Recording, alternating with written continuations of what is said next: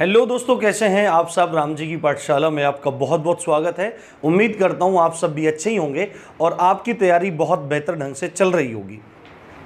जैसा आप सबको पता है कि हम मूल विधि को कवर करने का प्रयास कर रहे हैं और अभी तक हमने 16 अध्याय पूरा करके 17वां अध्याय शुरू कर दिया है और 17वें अध्याय में हमने चोरी को पूरी तरह समझ लिया है, उद्दापन यानी कि रंगदारी को समझ लिया है एवं उनके दंडों के बारे में पढ़ लिया है।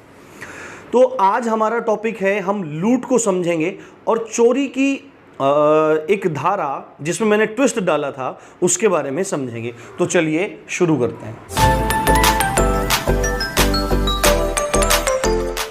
तो यहाँ पे देखिए, पहले मैंने यहाँ पे वही धारा लिखी हुई है जिसके बारे में मैंने आपको सुबह बताया था, धारा 382। उसके बाद धारा 390 पढ़ेंगे जो लूट को बताती है। फिर उसके बाद लूट की जो पूरी परिभाषा है कि चोरी कब लूट है, उद्दापन कब लूट है और लूट का दंड।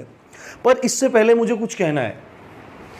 देखो भाई, आपको मैं पढ़ाता हूं, मेरी जिम्मेदारी है, मैंने जिम्मेदारी ली है। स्पष्ट बात है, 1 मिनट 2 मिनट की मेरी बात सुन लेना। ये जिम्मेदारी मैंने ली है कि मैं आपको पढ़ा रहा हूँ और मैं पढ़ा भी रहा हूँ आपको, ऐसा नहीं है।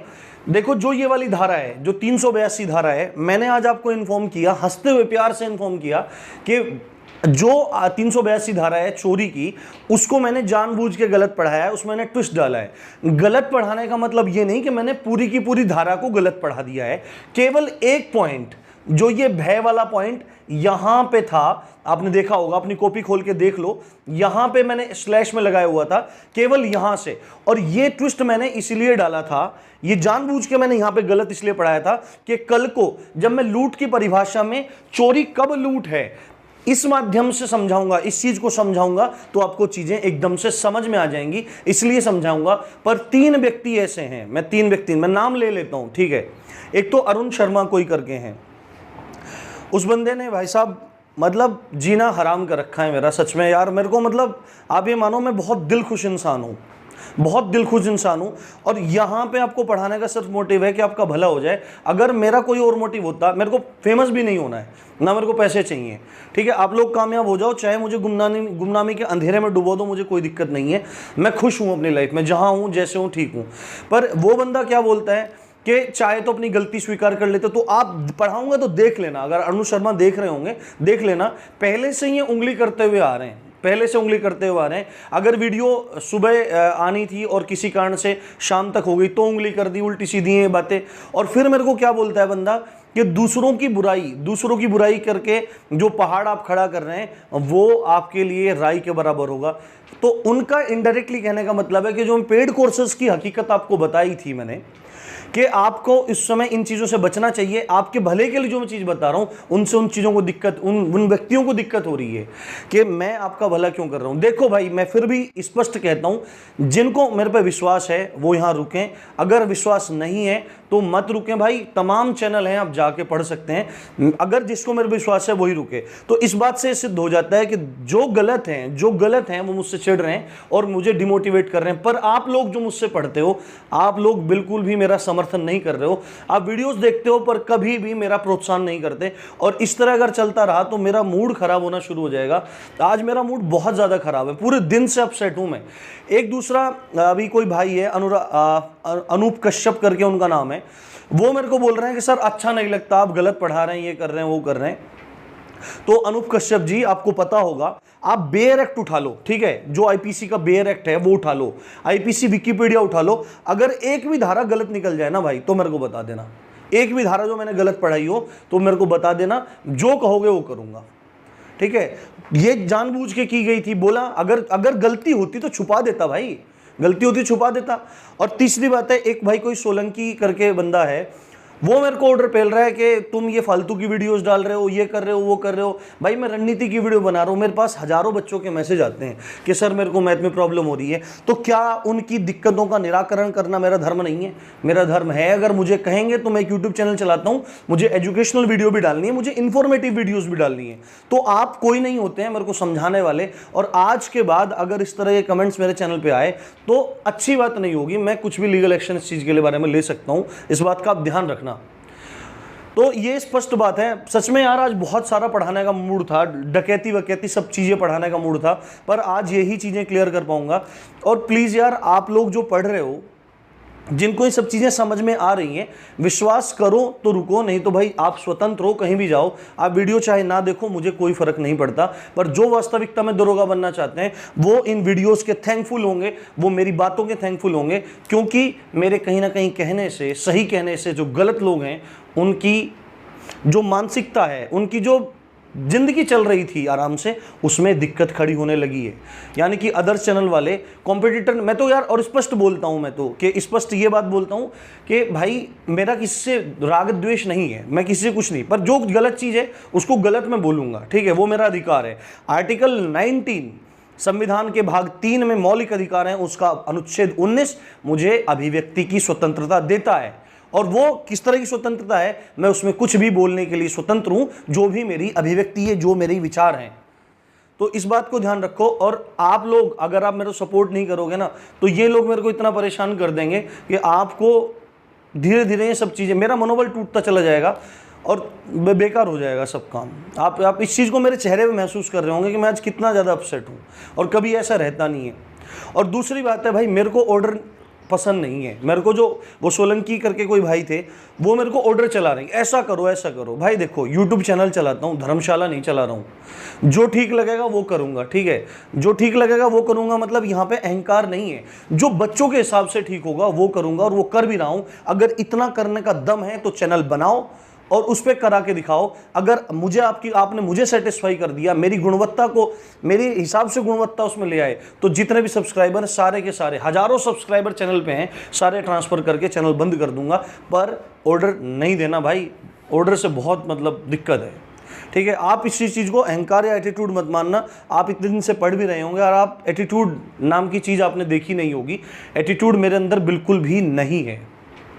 अगर एटीट्यूड होता तो हर एक बंदे के, मेरे पास हजारों कमेंट आए, उनके बड़े प्यार से रिप्लाई मैं करता हूं, गाली देने वालों को भी सम्मान देता हूं, पर बस यही चीज़ हजम नहीं है, तो इसके लिए मैं क्षमा चाहता हूं। पर उन लोगों को मैं फिर से वार्निंग देता हूं, अगर पसंद नहीं है तो चैनल छोड़ो और चले जाओ। तो चलिए शुरू करते हैं। यहां पर देखिए, धारा 382 में कल मैंने बताया था, चोरी करने के लिए मृत्यु, उपहति, अवरोध कारित करने की तैयारी के पश्चात चोरी। यदि कोई व्यक्ति क्या काम करता है, चोरी करने के लिए मृत्यु की या उपहति की या अवरोध कारित करने की तैयारी करता है, क्या करता है, तैयारी करता है। यानी कि कोई चोर है और उस चोर ने क्या काम किया, मन में विचार कर लिया कि मेरे को चोरी करने जाना है, और चोरी करने में मैं क्या करूंगा, या तो मैं सामने वाले की मृत्यु कारित करूंगा, या मैं क्या करूंगा, उसको चोट पहुंचाऊंगा, या मैं उसका अवरोध करूंगा, या तो ये मन में बना लिया है ना, ये चोरी करने के समय मृत्यु करने का, उपहति कारित करने का, या क्या करने का, अवरोध करने का उसने मन में बना लिया है, उसके बारे में सोच लिया है, या मृत्यु का भय, उपहति का भय या अवरोध का भय दिखाने की तैयारी। यानी कि इनको करने की तैयारी कर रहा है या इनके भय दिखाने की। देखो, मृत्यु करना और मृत्यु का भय दिखाना दोनों में अंतर है।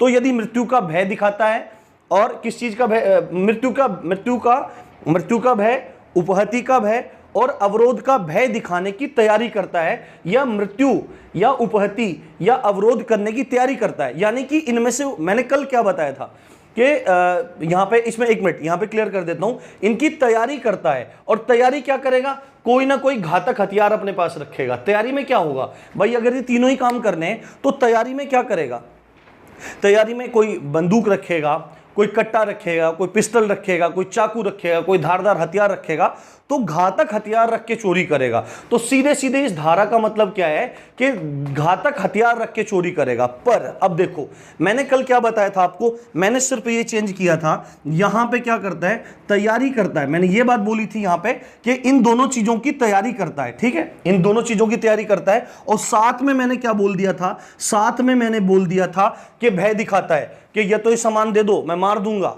या तो ये सामान दे दो मैं चोट पहुंचा दूंगा, या तो ये सामान दे दो मैं अवरोध कारित कर दूंगा, मैं तुम्हें बंद कर दूंगा, ऐसा भय दिखाता है। मैंने ये बात बोली थी। अब ये ट्विस्ट है, आप इस चीज को यहां से हटा लीजिए, क्योंकि अगर ये काम करते हुए और ये भय जो यहां पे था ये दिखा दिया तो वो चोरी सीधे लूट में कन्वर्ट हो जाएगी।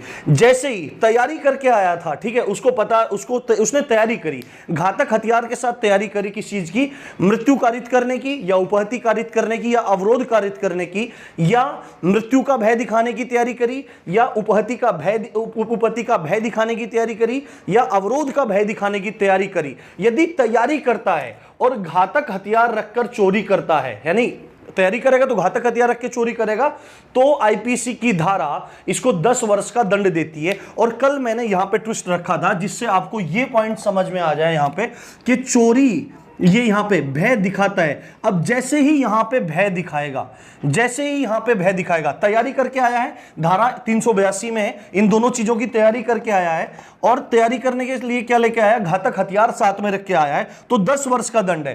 पर वहां जाकर अगर उसने वो काम कर दिया, उसका इन चीजों का भय दिखा दिया, उस हथियार को निकाल के भय दिखा दिया, तो ये चोरी नहीं रहेगी, ये चोरी लूट में कन्वर्ट हो जाएगी।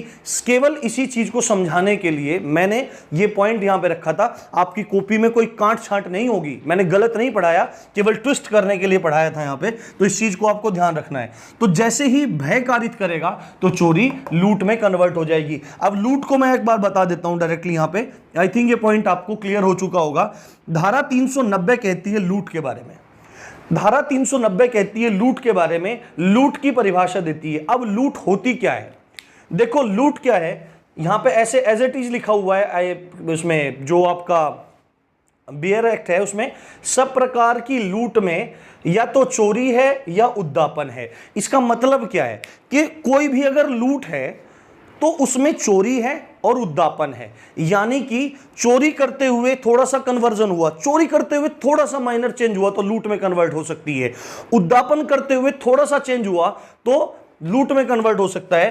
तो लूट किससे बनी हुई है, लूट में चोरी भी है और लूट में उद्दापन भी है। और लूट में चोरी कैसे है, वो ऐसे है, यहां पे देखो, ये मैंने जो बताया कि तैयारी करके आया, घातक हथियार रख के चोरी करने आया, पर आते ही क्या दिखा दिया, आते ही भय दिखा दिया, तो ये जब चोरी नहीं रहेगी, लूट में कन्वर्ट हो जाएगी। और चोरी कब लूट है ये आपको ध्यान देना है, यदि चोरी के समय मृत्यु, उपहति या अवरोध का भय दिया जाए। देखो यहां पे क्या था, यहां पे तैयारी करके आया था और यहां पे क्या, एकदम जैसे ही भय दिया, घातक हथियार रख के तैयारी करके आया था और जैसे ही यहां पे भय दिया, यहां पे क्या था, एक बार दोबारा ध्यान से देखने का प्रयास करो। अगर तैयारी करके आया है, घातक हथियार रख के आया है, तो अभी तक चोरी मानी जाएगी। घातक हथियार रख के आया, चोरी करके चला गया, सीधी बात है 10 वर्ष का दंड हो जाएगा।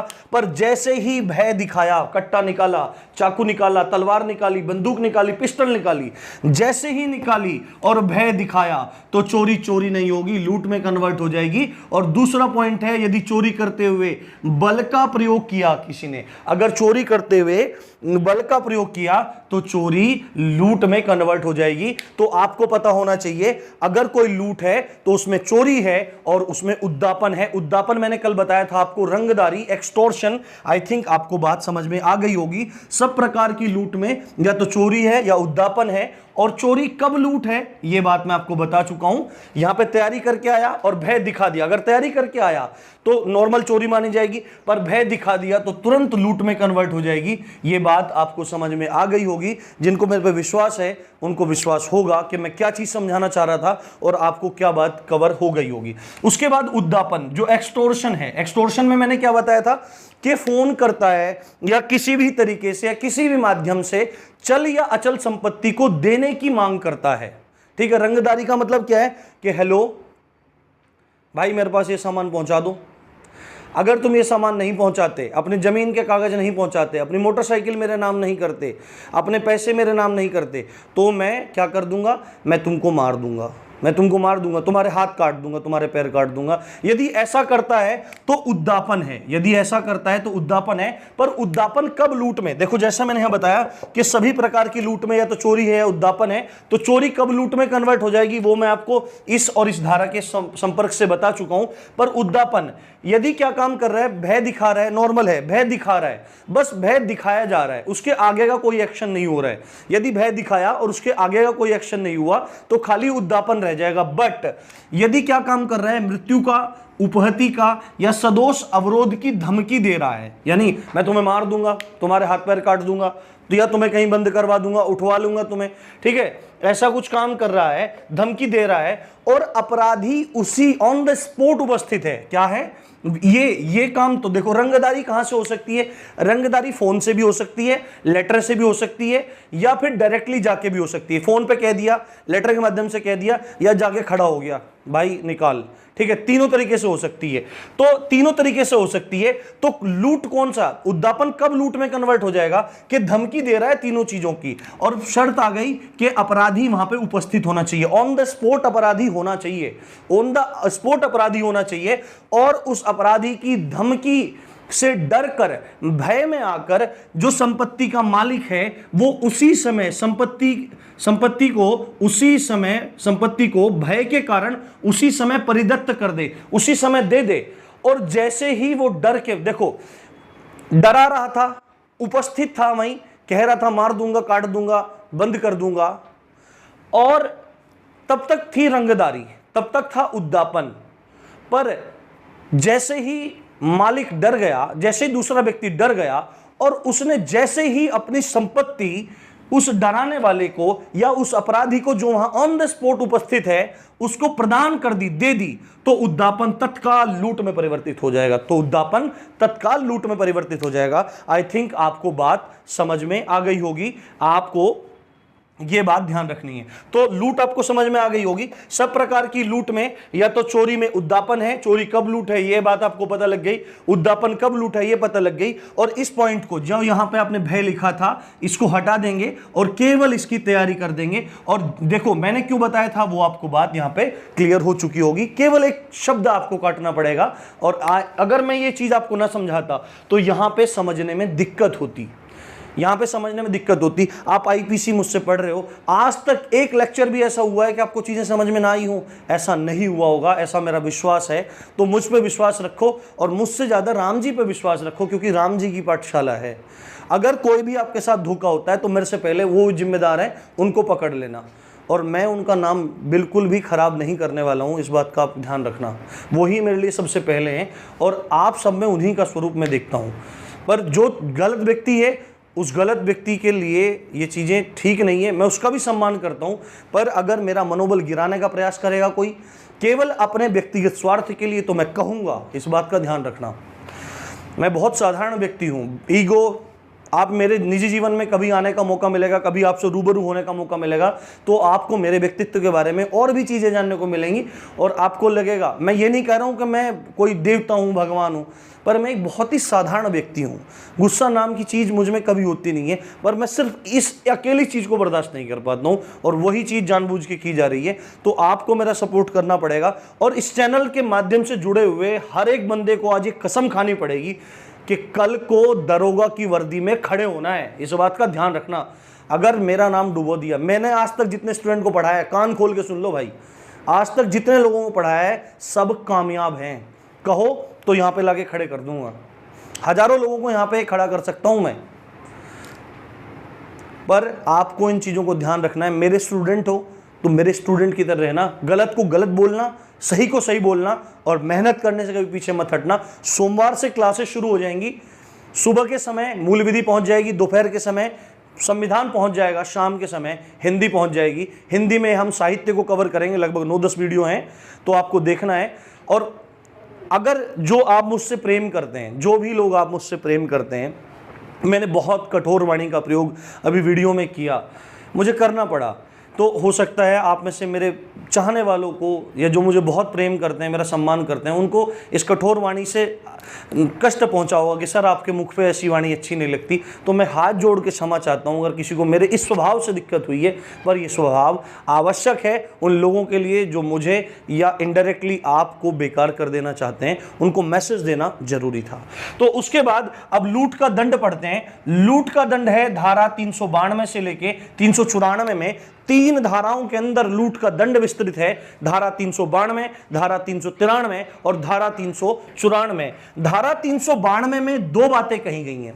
धारा 392 में 2 बातें कही गई हैं। सिंपल बात कही है, यदि कोई व्यक्ति लूट करता है, सिंपल बात कही गई है, यदि कोई व्यक्ति लूट करता है, लूट की परिभाषा मैं आपको दे चुका हूं, यदि कोई व्यक्ति लूट करता है तो सीधे 10 वर्ष का कारावास, 10 वर्ष का कठिन कारावास, कठोर कारावास उसको दिया जाएगा। 10 वर्ष का कठोर कारावास उसको दिया जाएगा।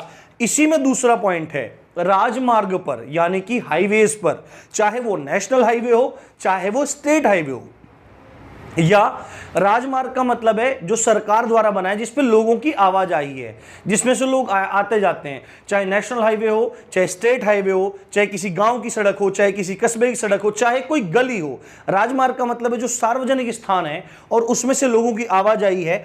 उस राजमार्ग पर यदि कोई व्यक्ति सूर्यास्त और सूर्योदय के बीच में, सूर्यास्त और सूर्योदय के बीच में, सूर्यास्त होता है और सूर्योदय होता है यानी कि रात में, उसमें आईपीसी के बेर एक्ट में ये लिखा है कि सूर्यास्त और सूर्योदय के बाद में। ये टेक्निकल पॉइंट मैं बता रहा हूं, बिल्कुल भी आप विचलित मत हो जाना। अगर वहां पे रात लिखा जाए तो भी मत घबराना, और रात की जगह अगर सूर्यास्त और सूर्योदय के बीच में रात ही होती है, यानी कि राजमार्ग पर रात में यदि कोई लूट करता है तो उसके लिए 14 वर्ष की कारावास का प्रावधान आईपीसी की धारा 392 कर रही है। उसके बाद धारा 393 लूट का प्रयत्न, यहां पे तो लूट है, कर दिया यहां पे तो, पर यहां पे है अटेम्प्ट करता है, लूट का प्रयत्न करता है धारा 393 में, तो 7 वर्ष का कारावास उसके लिए प्रावधान कर रही है आईपीसी की धारा 393। और आईपीसी की धारा 394 में लूट करने में स्वेच्छया उपहति कारित करना, यानी कि यदि कोई व्यक्ति लूट करते हुए क्या करता है, उपहति करता है। उपहति 2 तरह की पढ़ाई थी मैंने आपको, एक तो सिंपल, एक तो उपहति थी यानी कि चोट थी, हर्ट थी, और एक थी घोर उपहति यानी गंभीर चोट यानी ग्रीवियस हर्ट। अगर कोई व्यक्ति क्या काम करता है, लूट करने के दौरान किसी दूसरे व्यक्ति को, जिसको लूटा जा रहा है उस व्यक्ति को चोट पहुंचाता है, चाहे वो चोट साधारण हो या गंभीर चोट हो, तो उस व्यक्ति को आजीवन कारावास से दंडित किया जाएगा। ये धारा 394 कह रही है। और अब हम जल्दी ही इस चीज को खत्म करने वाले हैं, आईपीसी में अब ज्यादा कुछ नहीं बचा है। आप धैर्यपूर्वक पढ़ते रहिए, आपके पास समय पर्याप्त है, आपका सिलेबस टाइम से खत्म हो जाएगा, ये विश्वास मेरा है। जो चीजें मैंने बोली है, देखो मैं मूलतः क्या क्या करवाने के लिए बोला था, मूल विधि, संविधान, हिंदी साहित्य, रीजनिंग के 5 चैप्टर हैं, उनकी ट्रिक देने को बोला था, उनकी ट्रिक दूंगा। और आपका जो जीएस है, जीएस में जितना आवश्यक होगा उनके छोटे छोटे वीडियोस में अपलोड कर दूंगा। आप भी अपनी बुक से पढ़ते रहिए, चीजों को बुक से पढ़िए, ठीक है, अपनी बुक से पढ़ते रहिए, विश्लेषण कीजिए चीजों का, और जल्दी में खत्म करके और फिर आपको इनकी प्रैक्टिस भी करवाना शुरू कर दूंगा। और देखो अभी जून में आपकी परीक्षा के बारे में खबर आ रही है। 25 मार्च को लखनऊ से प्रकाशित होने वाले दैनिक जागरण में प्रश्न नंबर 2 पर यह बात छपी थी कि जून में परीक्षा को कराए जाने पर बिल्कुल विचार कर रहा है भर्ती बोर्ड। पर यह बात में कुछ कम सत्यता भी दिखाई पड़ती है गंभीरता से विचार करने पर, क्योंकि ये घटना, ये जो सूचना है, ये सूचना केवल कहां पे आई है, ये सूचना आई है लखनऊ वाले पे। 1-2 बच्चों ने और बोला कि उनके जिले में भी ये सूचना आई है, पर हमारे एरिया के अखबारों में ऐसी सूचना नहीं थी। तो इसके फेक होने के चांसेस भी कहीं ना कहीं कुछ % बनते हैं। अगर आती तो फिर सभी अखबारों में आती, यूपी के जितने भी मंडल हैं, जहां से भी अखबार छपते हैं वहां तक आनी चाहिए थी। तो इसमें किसी का निजी स्वार्थ भी हो सकता है, पर आपको सावधान रहना है। जून के अंत तक अपने आप को पूरी तरह तैयार कर लेना है। हो सकता है आपकी परीक्षा जून में हो, पर संभवतः आपकी परीक्षा थोड़ी 1-2 महीना आगे भी बढ़ सकती है, जून में भी हो सकती है, पर आपको पहले ही तैयार हो जाना है। और तब तक मैं आपका कोर्स समाप्त कर दूंगा, ऐसा विश्वास है। और आप सोमवार से इस चीज को होते भी देखेंगे। आपकी मैं हर तरह की मदद कर रहा हूं, ये आपको बात पता होगी, और फिर भी ऐसे कमेंट मेरे को झेलने पड़ते हैं। ये मेरा दुर्भाग्य है कि ऐसे लोग चीज़ों को नहीं समझ रहे और गलत तरीके से चीज़ों को ले रहे हैं और गलत बयानबाजी कर रहे हैं। तो इसी एक अच्छे कंटेंट के साथ पर मेरे मूड ख़राब के साथ आप देख रहे थे राम जी की पाठशाला। मैं हूँ राम भारद्वाज।